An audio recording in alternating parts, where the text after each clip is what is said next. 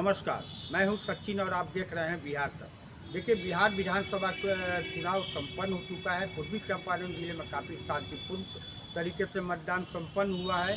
और यहाँ मैं आपको बता दूं कि पूर्वी चंपारण जिला के अंतर्गत 12 विधानसभा क्षेत्र आते हैं, जिसमें से मोतिहारी लोकसभा क्षेत्र के 6 विधानसभा क्षेत्र आते हैं।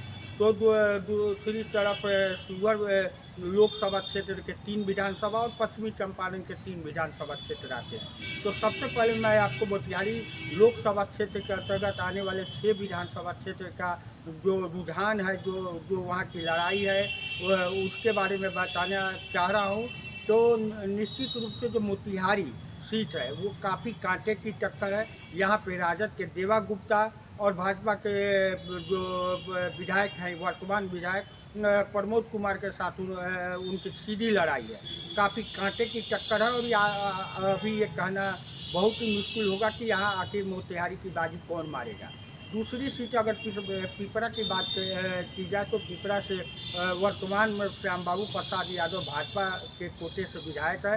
वो कई वर्षों से लगातार वहाँ से विधायक हैं और इस बार उन्हें कड़ी टक्कर दे रहे हैं राजमंगल कुशवाहा।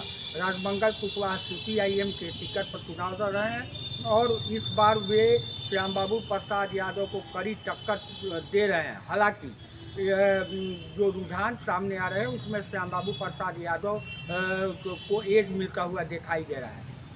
तीसरी सीट की अगर बात करें तो कल केसरिया सीट आती है। केसरिया सीट से जदयू की शालिनी मिश्रा विधायक हैं वहाँ से और उन्हें कड़ी टक्कर दे रहे हैं MLC महेश्वर सिंह के बेटे वरुण विजय इस बार VIP पार्टी के उम्मीदवार हैं और महागठबंधन के संयुक्त उम्मीदवार के रूप में वो शालिनी मिश्रा को काफ़ी टक्कर दे रहे हैं। हालांकि जो एज दिखाई दे रहा है वो शालिनी मिश्रा के पक्ष में जाता हुआ दिखाई दे रहा है। अब बात कर लेते हैं कल्याणपुर की। कल्याणपुर सीट में वर्तमान में मनोज कुमार यादव राजद के विधायक हैं और राजद ने उन्हें एक बार फिर से अपना उम्मीदवार बनाया है। कल्याणपुर में उनका मुकाबला हो रहा है भाजपा के सचिंद्र प्रसाद सिंह से। सचिन प्रसाद सिंह पहले भी कल्याणपुर के विधायक रह चुके हैं, केसरिया के भी विधायक रह चुके हैं और इस बार उन्हें कड़ी टक्कर दे रहे हैं। वहाँ की अगर बात की जाए तो एज जो है वो सचिंद्र प्रसाद सिंह के तरफ जाता हुआ दिख रहा है। हालांकि लड़ाई बहुत कड़ी है और ये चुनाव परिणाम आने के बाद ही पता चलेगा। अब हरसिद्धि जो सीट है वहाँ से बिहार सरकार के मंत्री कृष्णनंदन पासवान एक बार फिर से भाजपा के उम्मीदवार के रूप में खड़े हैं और उन्हें कड़ी टक्कर दे रहे हैं वहाँ के पूर्व विधायक राजद के पूर्व विधायक राजेंद्र राम भी इस बार कृष्णनंदन पासवान को काफ़ी कड़ी टक्कर देने में सफल हुए हैं और चुनाव परिणाम आने के बाद ही स्पष्ट हो पाएगा कि आखिर वहाँ की बाजी कौन मारता है। सबसे महत्वपूर्ण सीट जो है मोतिहारी का सबसे चर्चित हॉट सीटों में से एक है गोविंदगंज विधानसभा।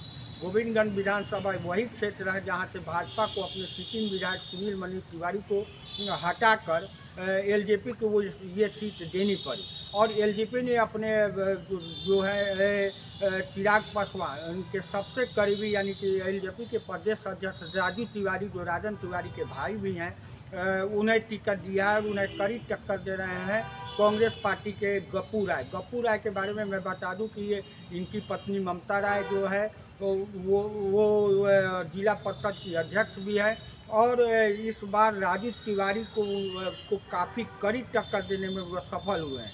चुनाव परिणाम आने के बाद ही ये पता चल पाएगा कि आखिर वहाँ की बाजी कौन मारता है।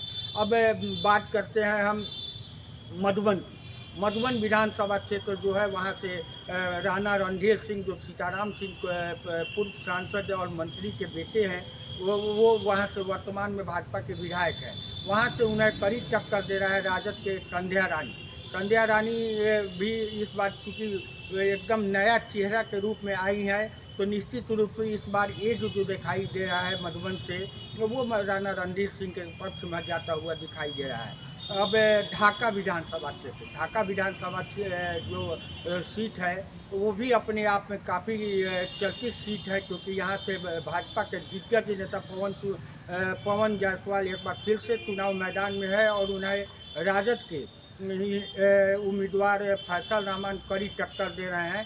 अब जो रुझान आया है, जो एज मिलता हुआ दिखाई दे रहा है, वो फैसल रहमान के तरफ दिखाई दे रहा है। हालांकि चुनाव परिणाम आने के बाद ही बहुत कुछ स्पष्ट हो पाएगा। अब बात करते हैं चिरैया की। चिरैया सीट जो है वो काफ़ी जो हॉट सीट है वो भी उसमें से आता है, क्योंकि यहाँ पर दो यादव उम्मीदवारों में कड़ी टक्कर है।